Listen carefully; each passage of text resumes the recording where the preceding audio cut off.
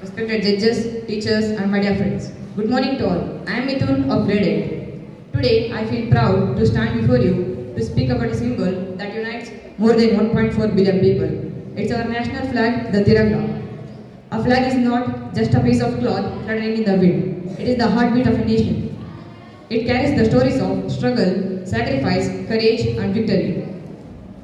Our Tiranga reminds us of the countless freedom fighters who dreamed of an independent India and made the dream a reality. Our Indian national flag was designed by Pingali Venkaya, a great patriot who dedicated his efforts to giving India its identity. The three colors of the flag are not chosen randomly, each has a deep meaning. Saffron at the top stands for courage and sacrifice. It reminds our leaders to be brave and selfless.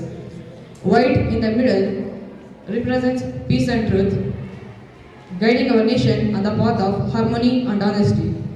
Green at the bottom signifies growth, prosperity, and richness of our land. At the center lies the navy blue Ashoka Chakra with 24 spokes. The wheel stands for growth and radiusness. It teaches us that life is about moving forward because stagnation leads to decline.